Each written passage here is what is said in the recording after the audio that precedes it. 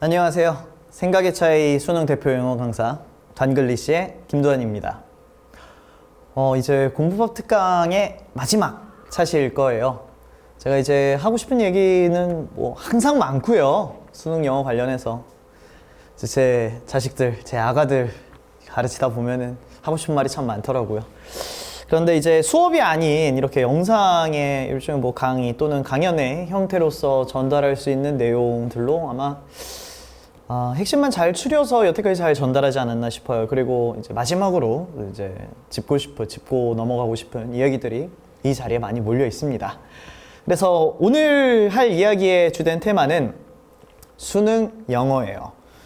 우리가 앞에서부터 개발이란 무엇이고 공부란 무엇이고 수능이란 무엇이고 드디어 영어에 도달을 했어요.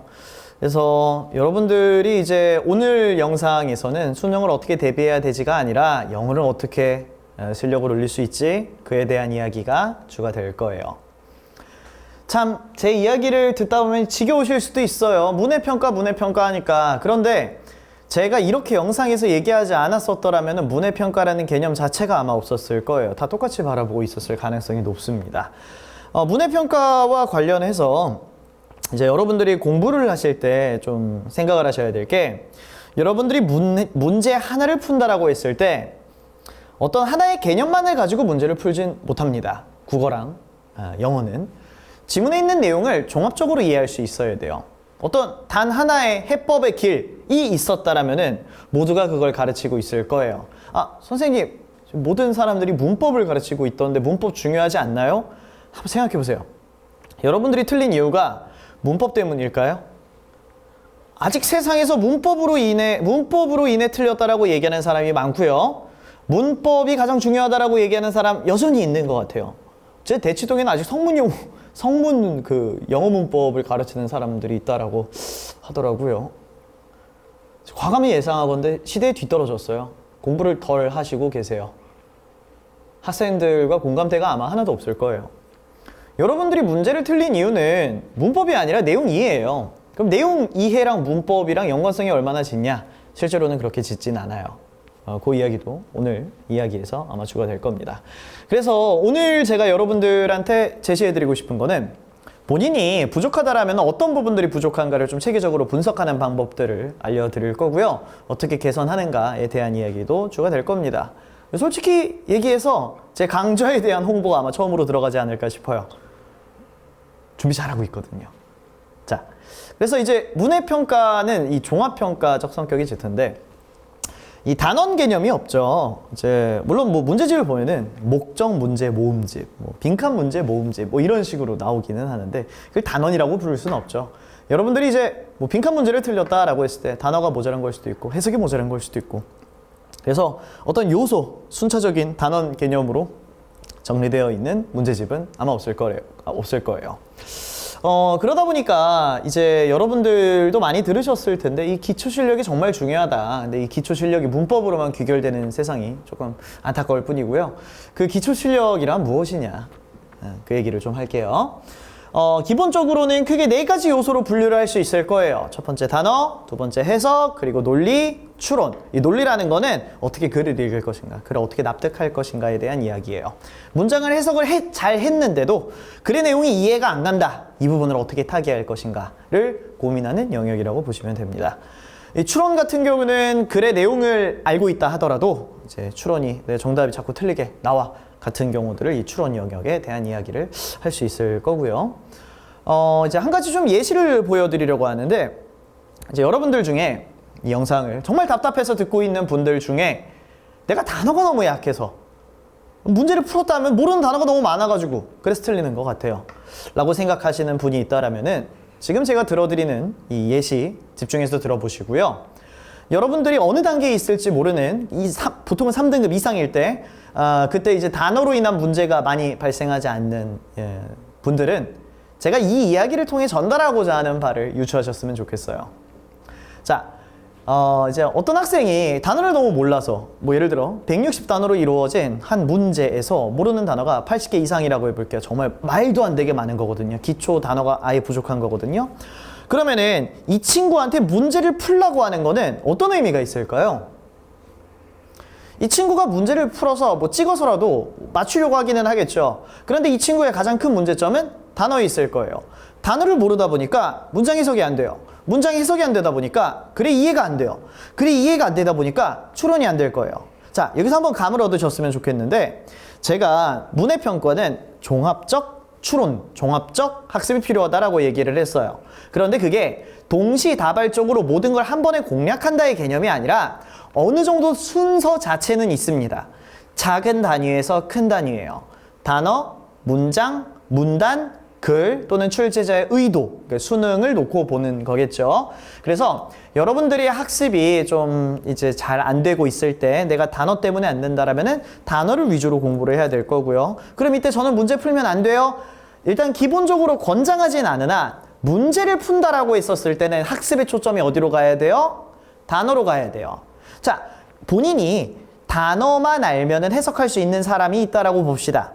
그러면은 단어 실력이 부족하지만 해석 실력은 있는 사람이죠. 그럼 이 학생은 문제를 접근할 때 다 해석을 적어보려고 하는 걸 권장하기는 해요. 그 과정 중에서 단어 실력도 늘고요. 문장 해석이 좀 더 매끄러워지기 시작할 거예요. 그리고 단어를 적고 나서 문장 해석을 적고 나면은 글의 흐름을 어느 정도 느낄 수가 있게 될 거예요.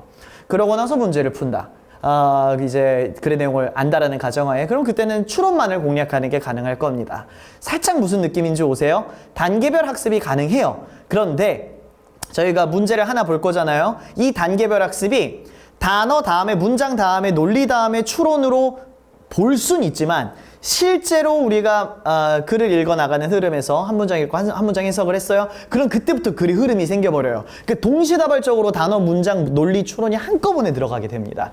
그러니까 이게 그 차이예요. 우리가 시험에서 문제를 풀 때의 사고 과정이랑 학습상에서 초점을 나눌 수 있는 것의 차이예요. 시험과 학습의 차이인 거죠. 자, 그래서 이 예시를 통해서 여러분들이 한번 내가 학습 과정 중에서 나눠서 조금 더 내 문제점을 명확하게 볼 수 있는 지점들이 있지 않을까 하는 그 감을 얻으셨으면 좋겠어요. 자, 수능 영어, 이건 영어에 대한 이야기예요. 국어에 대한 얘기는 아닙니다. 여기서부터는. 수능 영어를 출제하고 문제를 푸는 과정 중에서 3명의 시선이 들어와요. 첫 번째는 한꺼번에 얘기할게요. 한꺼번에 넣어놔서 원저자, 출제자, 응시자 요 3명이 들어옵니다. 이제 수능 영어 문제의 출제 방식은 해외에 있는 글을 가져오고요. 그거를 평가원 출제자가 문항으로 가다듬습니다. 빈칸 문항이면 어떤 특정 영역을 빼서 빈칸으로 만들고요. 그리고 마지막으로 이 문제를 바라볼 우리들이 있죠. 응시자. 자, 그럼 가장 이상적인 상황이라고 했을 때 원저자의 의도를 출제자가 잘 반영을 했고요. 출제자가 출제한 방향대로 응시자가 풀 수 있는 이 3명의 시선이 일치가 될 때 가장 좋은 상황이라고 할 수 있을 거예요. 조금 더 러프한 부분들도 있지만 원저자는 일반적으로 독해를 상징한다라고 보시면 돼요. 이걸 이해할 수 있니? 응시자랑 원저자랑 이제 붙어있게 되잖아요. 그럼 이해가 잘 될 거예요. 그래서 여러분들이 문제를 풀고 이 글은 뭘 얘기하고 싶은 건지를 공부하고 있잖아요. 그럼 그건 독해 연습을 하는 거다라고 생각해도 될 거예요. 자, 그럼 이제 출제자가 상징하는 바는 추론이에요. 어떤 글이 주어졌었을 때 너는 이걸 생각할 수 있니? 라는 걸 물어보는 사람들입니다. 그럼 여러분들이 이건 좀 공감 가실 수 있는 상황인데, 빈칸 문제 정복법, 순서 문제 확실하게 끝내기, 뭐 이런 강좌 이름들이 있잖아요.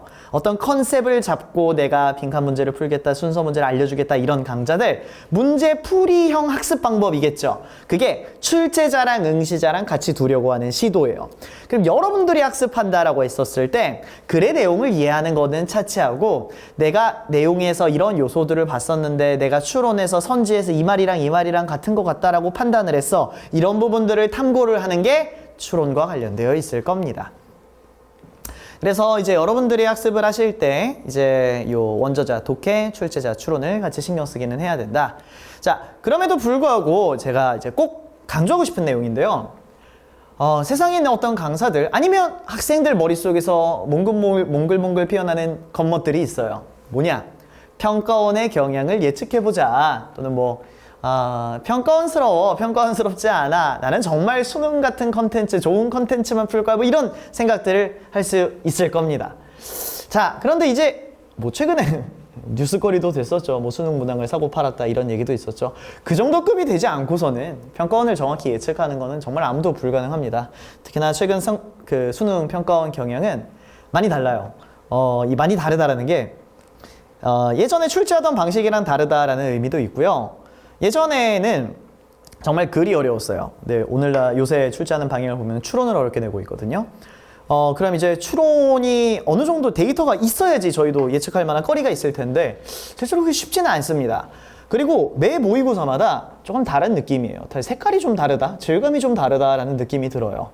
이게 막 2010년대부터 2014년도까지는 비슷한 경향으로 이끌어졌었고 2015년대부터 이제 2022년까지는 또 같은 경향으로 이어졌었어요. 근데 또 요새는 다르다 보니까 함부로 예측할 수는 없을 것 같아요. 근데 이런 예측하고는 상관없이 앞에서부터 계속 말씀드렸죠. 기초 실력이 가장 중요해요. 그러면은 여러분들이 초점을 맞춰야 되는 거는 출제자랑 원 저자를 예측하는 건 불가능할 거예요. 어떤 글을 가져올지 알고 어떤 추론을 낼지 알고. 그러니까 여러분들이 집중해야 되는 건 나를 개선해야 한다. 이거는 제가 공부법 특강의 가장 핵심되는 축이죠. 그럼 이 응시자 중심 학습의 내면에는 뭐가 있냐? 자, 아까 말씀드렸죠? 오늘은 제 강좌 자랑이 좀 있을 거예요.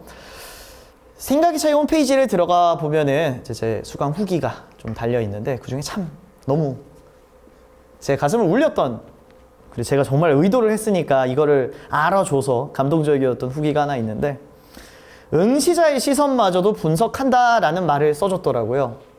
제 학생이. 정말 기분 좋았어요. 그게 제 의도였거든요.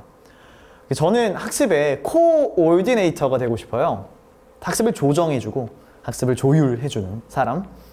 결국에 공부는 학생 본인이 하는 거예요. 그 과정 중에서 나타나는 많은 어려움들을 제가 분석하고 해결책을 내주고 싶어요. 이 응시자 중심 학습에서 정말 중요한 것 중에 하나가 본인을 분석할 수 있는 나름의 객관적인 틀이 있으면 좋아요. 내가 단어를 얼만큼 모른다. 문장 해석이 된다, 안 된다. 내가 논리, 글을 잘 읽는다, 못 읽는다. 내가 추론에 어디가 약하다. 이런 부분들을 좀 더 강화 학습을 하면 좋겠다. 이런 틀이 있으면 참 좋을 겁니다. 근데 국어랑 영어는 그 틀을 마련하기가 정말 어려워요. 수학은 미적분을 틀렸네. 미적분 공부하자. 이러면 되는데. 무슨 말인지 이해가죠? 그래서 이제 제 수업에서 그걸 좀 많이 강조를 하고 있고요. 지금 이 영상을 보고 자습으로 운영하실 분들은 그 단어, 해석, 논리, 글을 어떻게 읽을 것인가, 추론 어떻게 할 것인가, 요 네 가지를 나눠서 고민을 해보시는 걸 권장한다. 아까 단계별로 하는 거 있죠. 그리고 요 학과습에 있어서 이거는 이제 많은 선생님들도 공감하시고 많이 얘기하시는 말 중에 하나예요. 절대 강의를 듣는다고 실력이 느는 것은 아니에요. 그러니까 강의는 어떤 느낌이냐면은 촉매제예요. 조금 더 오를 수 있었던 지점들이 있었고, 한 불투명한 나의 실력의 개선 지점들을 조금 더 명확히 얘기할 수 있는 자리와 시간이라고 생각해요. 그런데 실제로 문제를 파악했다라고 해서 문제를 해결하는 건 아니에요. 해결책을 알았다라고 해서 해결책을 이행할 수 있는 것도 아니에요. 가장 중요한 건 뭐냐면은 본인이 직접 해야 돼요. 그리고 이 해결책이 정말 맞는지 틀린지도 본인이 직접 확인해야 됩니다. 학과 습은, 학은 배운다예요. 보통 강의를 뜻해요. 습은 본인이 직접 푼다, 자습을 뜻하죠. 학과 습의 이상적인 비율은 3대 7 정도예요. 3시간의 수업을 들었으면 7시간의 자습이 있으면 좋을 거예요. 그래서 이제 여러분들이 이제 공법 특강을 이제 기획하게 된 의도를 좀 알아주셨으면 좋겠어요. 습의 과정을 좀 원활하게 해드리고 싶었어요. 나를 개선해야 되는구나. 뭐 컨텐츠가 중요한 게 아니었구나. 문제를 맞았다 틀렸다만 중요한 게 아니었구나. 내가 어디가 약한지 그걸 분석할 수 있는 틀이 있어야 되고, 틀이 있다라면은 내가 그걸 어떻게 해결해야 될지 고민해야 되는구나. 이 방향으로 고민의 방향을 가졌으면 좋겠어요. 자, 이제 좀 본격적인 이야기. 수능 영어에서 어떤 요소들이 좀 중요하고 어떤 식으로 학습을 해야 될까? 아마 이게 진짜 제 모든 공법 특강 중에서 가장 재밌는 부분이 아닐까 싶어요. 아까 전부터 말씀드리죠. 요 단어랑 문장이랑 논리랑 추론 요 4가지 요소들이 있더라고. 단어 쪽 먼저 봅시다. 이 수능 학습에 있어서 필수 요소는 저는 7가지라고 보는데, 첫 번째는 이 단어의 의미와 단어의 구조를 알고 있으면 유용합니다. 솔직히 말해서 단어의 의미만 알고 있으면 돼요. 구조를 배우겠다라고 해서 접두사랑 접미사랑 어원을 공부하고 있는 거는 그런 강좌를 운영하시는 분들이 있기는 하지만 실제로는 비효율적이에요. 절대 그렇게 하면 안 돼요. 봐봐요. 여러분들이 리걸이 합법적이라는 뜻을 알아요? 그럼 일리걸은 무슨 뜻이냐? 상당수의 영어 공부를 조금이라도 한 학생들은 불법적인이라는 뜻을 알 거예요. 그럼 여러분들이 일이라는 걸 배워서 아는 거냐? 대다수의 학생들은 그렇지 않을걸요? 이런 케이스들을 많이 봐서 학습했을 거예요. 그러니까 귀납적으로 학습해서 구조가 형성된 하나의 명제가 탄생한 게 일이란 부정, 또 안 좋은 의미 이렇게 형성됐을 거예요. 저는 영어, 수능 영어 한 100점 맞아요. 근데 어원과 접미사랑 접두사를 모든 단어에 적용하면서 보고 있지 않아요? 가끔 써요. 근데 뜻을 유추할 수가 없을 때 내가 모르는 단어가 나왔어요. 저도 모르는 단어 나옵니다. 근데 그 말은 즉슨 모르는 단어 나오는데도 100점이 맞잖아요. 단어가 다는 아니라는 거예요. 그리고 단어가 one for, all for one 이게 아니라는 거예요. 단일의 해결책이 아니라는 거예요. 자, 그래서 이제 단어에 이제 막 화려한 학습법 뭐 이런 것들에 매혹되지 마시고요. 많은 단어들을 모아놓고 많이 볼 수 있으면 돼요. 단어 노트를 그래서 제가 지난 시간에 쓰라고 했었던 거예요. 정말 좋아요. 자, 넘어갑시다. 뻔한 얘기예요. 자, 두 번째, 문장 구조. 아까 제가 문법이 중요하지 않다라고 했는데 문장 구조, 문법과 관련된 사항이거든요. 왜 얘기를 하냐? 제가 아까 말씀드린 문법이 중요하지 않다라는 거는 문법 문제를 풀이를 위한 관계대명사는 뒷문장이 불완전해. 뭐 예를 들어 사역동사에서는 동사원형이 나와야 돼. 이런 문법 개념은 수능에선 아무짝에도 3점 또는 2점에만 도움이 돼요. 그 외에서는 도움이 안 돼요. 해석만 할 수 있으면 돼요. 사역동사 시키다라는 의미만 살면 돼요. 관계대명사 수식어만 할 수 있으면 돼요. 그러니까 문법에 쓸 수 있는 많은 시간들을 단어와 논리, 추론, 독해 쪽에 힘을 쓰면 훨씬 더 효율적일 거라서 이런 얘기를 드리는 거예요. 그래서 여러분들이 이제 문장에 대해서 학습을 할 때 해석을 위한 첫 단계라고 보셔야 돼요. 봐봐요. 우리나라 언어랑 한글이랑 영어랑 큰 차이 중에 하나가 영어는 I, am 이라고 하는 순간 I는 주어가 되죠. 처음 자리에 나오면 그건 주어로 만들어요. 영어에서는. 자, 근데 한글에서는 아이언맨이다. 나는. 주어가 누구예요? 나는이에요. 그러니까 우리는 자리가 중요하지 않고 뭐가 중요하냐? 조사가 중요해요. 그러면은 내가 영어를 한글로 해석을 할 거예요. 그러면은 내가 주어 뒤에는 은는을 붙일 거야. 서술어 뒤에는 다를 붙여야겠죠. 그러면은 내가 어디다 은는을 붙일지 알려면은 구조를 어느 정도 알아야 돼요. 여기까지 주어, 여기까지 서술어, 여기까지 목적어, 여기까지 수식어 이런 식으로 알고 있기는 해야 돼요. 단 여기를 위한 이걸 파악하기 위한 최소한의 문법을 배워야 되지 최대한의 해석을 위한 최대한의 그렇게까지 갈 필요 없다라는 거예요. 그래서 문장 관련된 학습을 하실 때는 해석만 할 수 있으면 된다 정도의 선으로 마무리 지으셨으면 좋겠어요. 욕심 부리지 마세요. 해석만 할 수 있으면 돼요.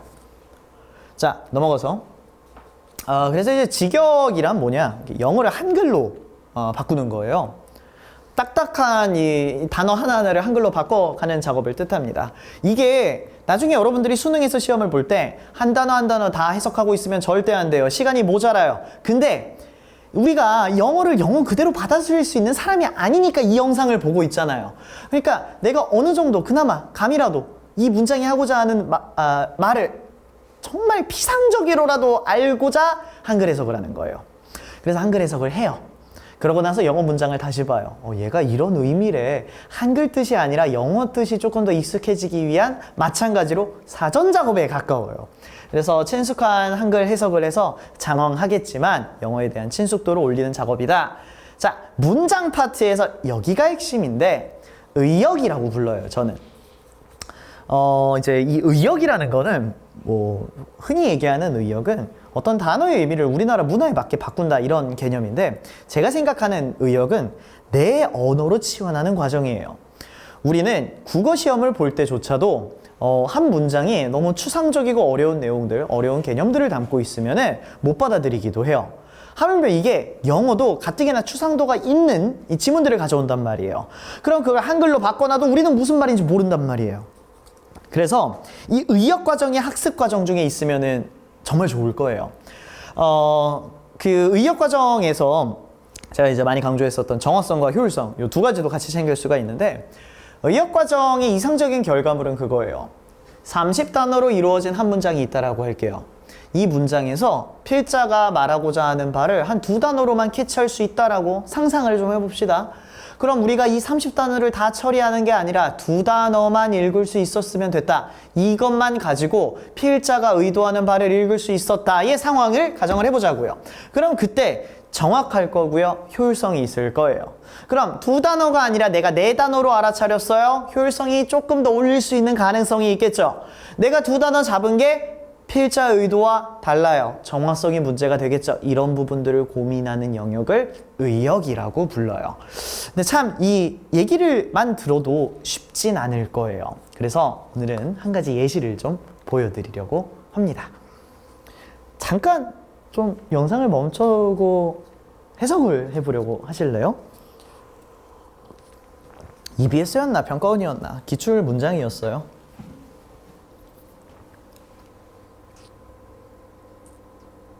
참 문장 너무 길죠? 우리 한번 해석이나 해볼까요? 직역? 자, 사실은 노동자들이 요청을 받는다라는 사실은 집합적으로 기여하라고 제품과 서비스의 생산에 집합적으로 기여하라고 요청받는다라는 사실은 has begun to revive 다시 짜기 시작했대요. 사회에 어떤 직무를 다시 짜기 시작했대요. 구분에 기반한 것으로부터 대중과 공적인 또는 사적 영역 사이에 구분에 기반한 것으로부터 이 조직의 연결망 그리고 그들이 제공할 수 있는 이점이 앞으로 나아가기 위해서 이제 제공할 수 있는 이점이 기능을 할 수 있는 것으로 조직력으로서 매일매일 일상에서 와, 이 뭔 소리예요?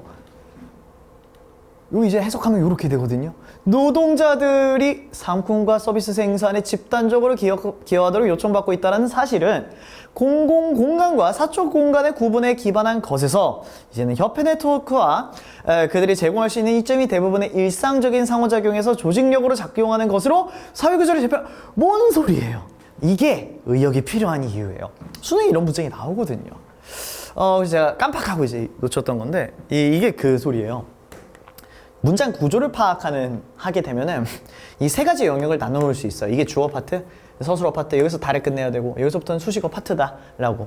그래야지 이런 직역이 가능해지기는 합니다. 그래서 딱 이 정도 수준으로만 우선은 문장 학습을 해놓는 게 어떨까 하는 의도에서 요거를 넣어놨고요.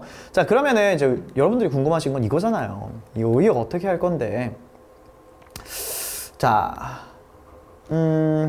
아예 해설을 한번 해볼까요? 제가 수업을 어떻게 하고 있는지. 봐봐요.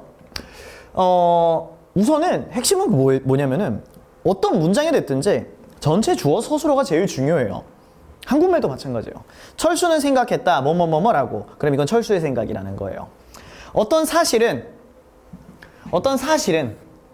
사회의 구조를, 사회의 직무를 다시 짜기 시작했대요. 어떤 사실이 나타났고 그 사실로 인해서 사회가 변했다는 소리예요.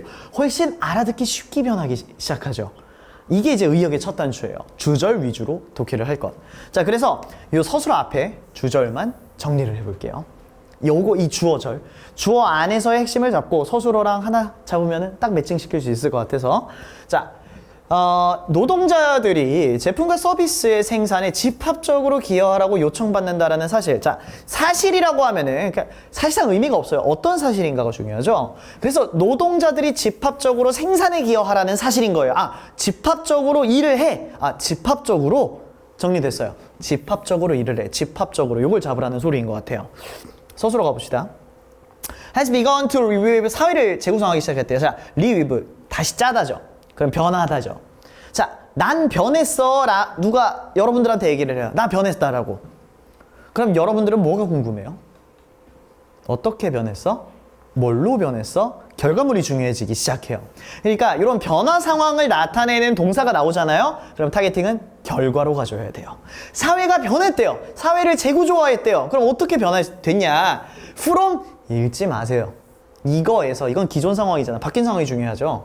이거에서 어디로 가요? to로 가요. 자, 이걸로 변했대요. 그럼 뒤쪽 내용이 이 집합적으로 일한다라는 것의 의미가 사회를 이렇게 바꿨다라는 소리예요. 의미 없어요. 뭔데? 조직력의 네트워크가 그들이 제공하는 이점들이 이제는 조직력으로 작동한대요. 일상의 상호작용에서. 오케이. 조직. 이건 노동자 얘기겠죠. 그러면 노동자들의 연결망, 이점들. 그들이 제공할, 이 네트워크가 제공할 수 있는 이점. 노동자들이 네트워크 또는 노동자들이 일상 상호작용에서 조직력으로 작동을 한대요.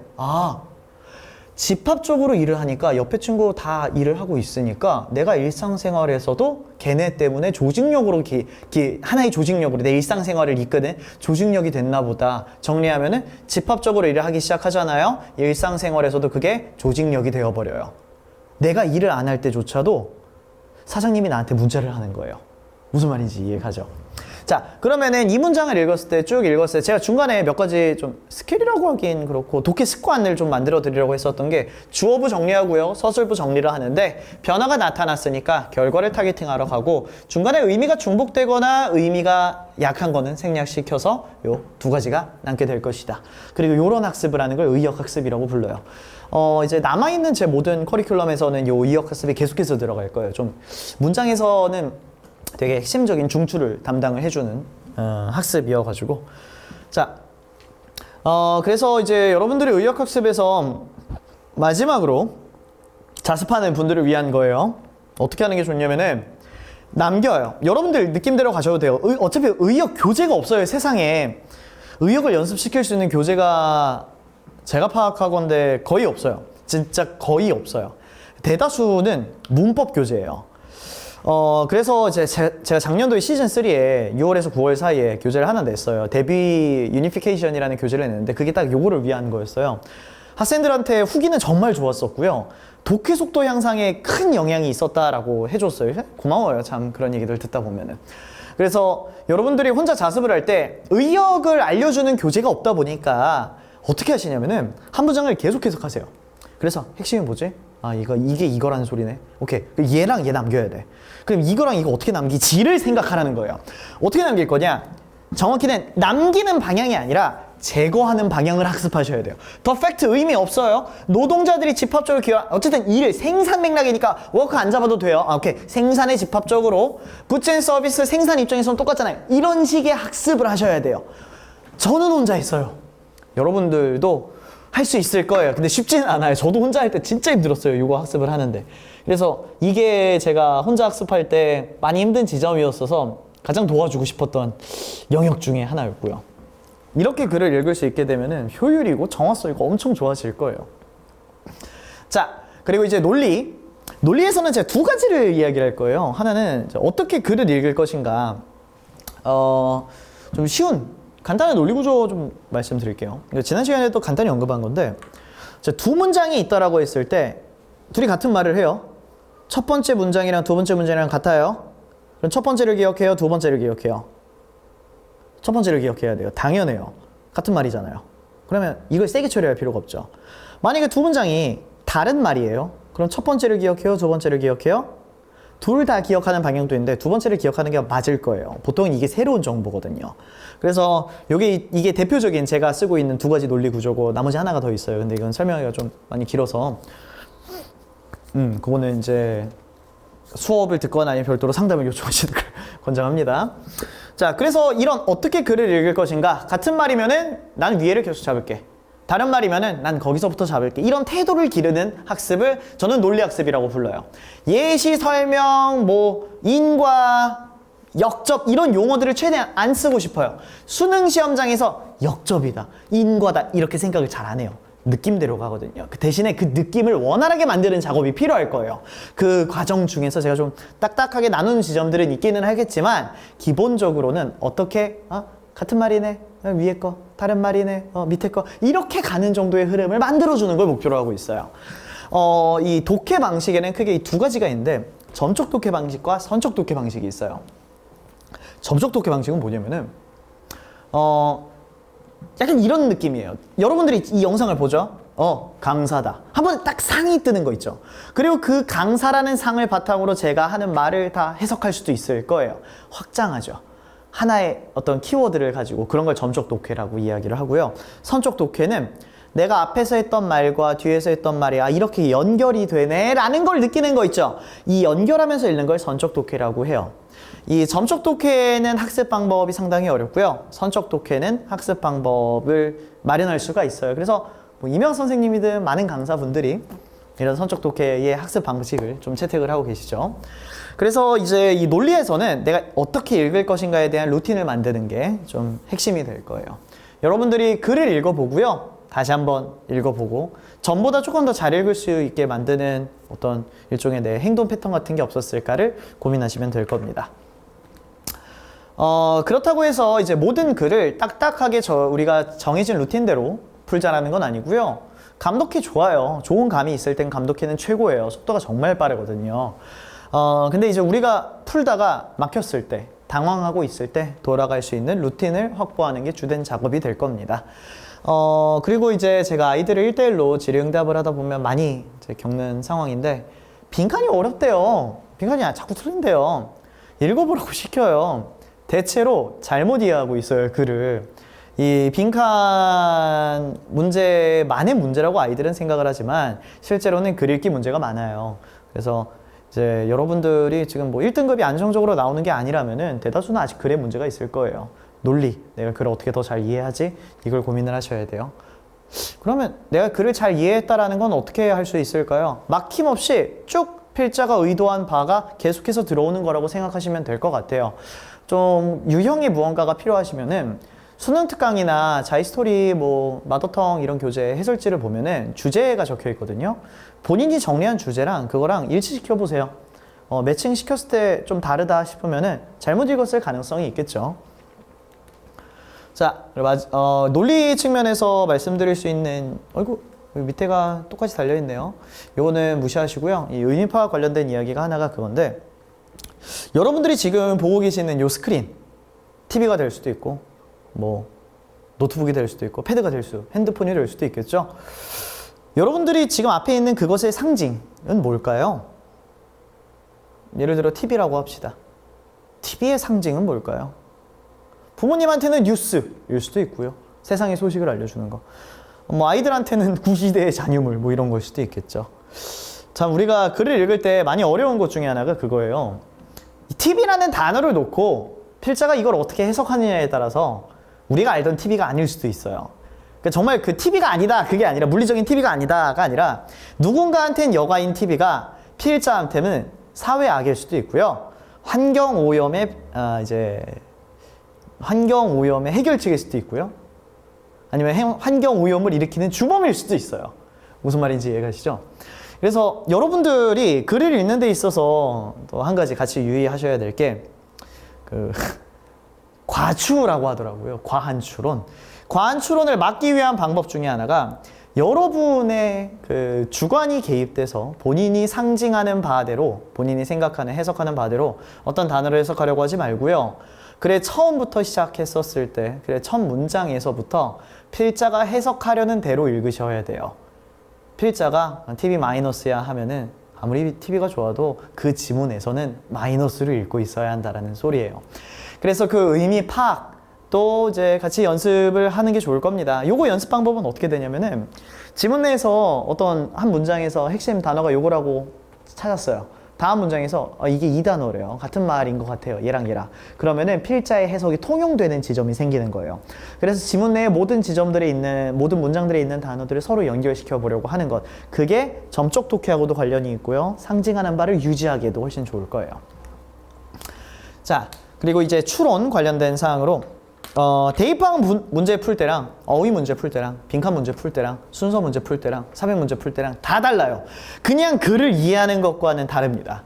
이제 우리가 문제를 푸는 거는 특히나 순서 삽입은 글의 내용을 이해하지 않아도 풀어도 됐네, 풀 수 있었네, 이런 생각할 수 있는 영역이에요. 그래서 여러분들이 특정 유형을 몰아서 푸는 거 풀면은 이 추론 학습이 가능하긴 해요. 주제 문제 쭉 몰아서 풀기. 아, 주제 문제는 이렇게 푸는 거구나. 빈칸 문제 쭉 몰아서 풀기. 빈칸 문제는 이렇게 푸는 거구나. 이렇게 학습할 수 있기는 해요. 근데 이 영상을 아마 1등급 학생들은 거의 안 보고 있을 거거든요. 1등급 학생들은 이렇게 해도 돼요. 근데 2등급 이하 학생들은 여기를 해야 돼요. 글을 더 잘 읽으려고 해야 돼요. 이거 거짓말 안 치고 대다수가 그래요. 물론 특이 케이스는 있어요. 그리고 우린 모두가 그 주인공이라고 생각해요. 대다수는 아니에요. 그러니까 글을 읽는 연습을 하셔야 돼요. 어떻게 하냐? 100개를 풀지 말고요. 10개를 10번 보세요. 그러면은 처음 읽었을 때보다 잘 읽힐 거예요. 그럼 연습된 거예요. 그렇게 믿읍시다.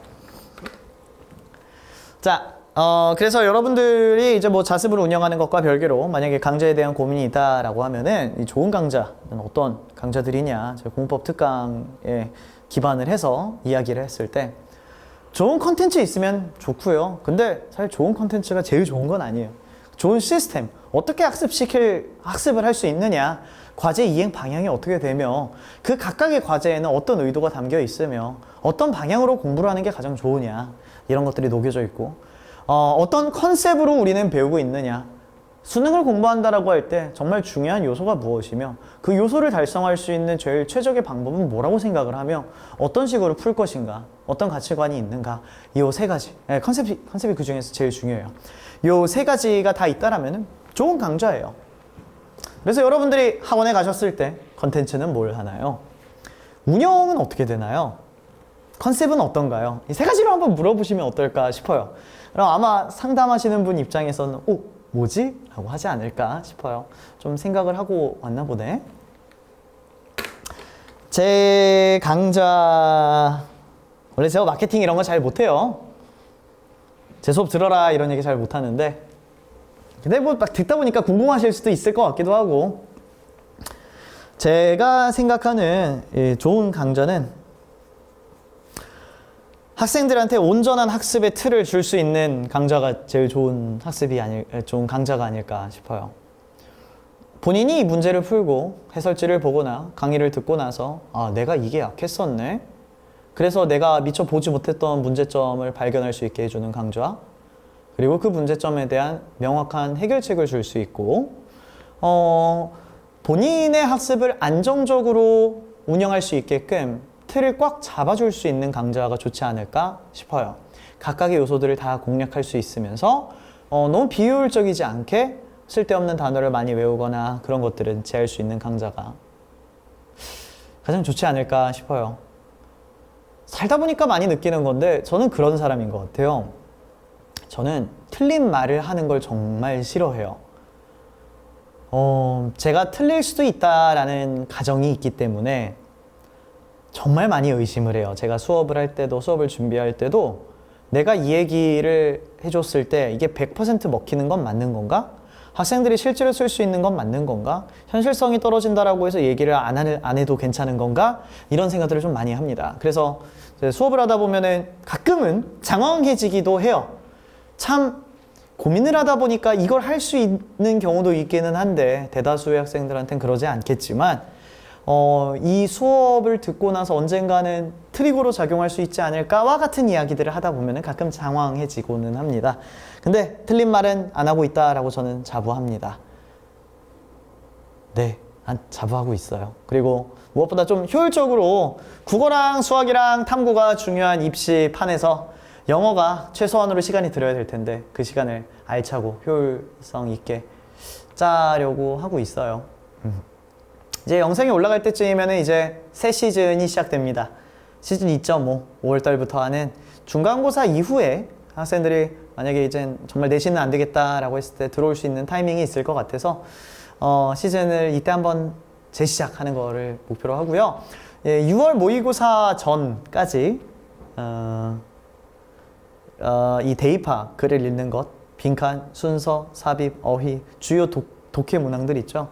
최대한 빨리 좀 감을 얻을 수 있게끔 만드는 걸 목표로 합니다. 기존에 있었던 수강생들에게는 좀 더 많은 문제들을 풀 수 있는 기회가 될 거고요. 동일한 개념을 가지고요. 여기까지 공법 특강이 이걸로 아마 마무리될 것 같아요. 당신의 감성적 영어를 이성적으로 덩글리시의 김도환이었습니다.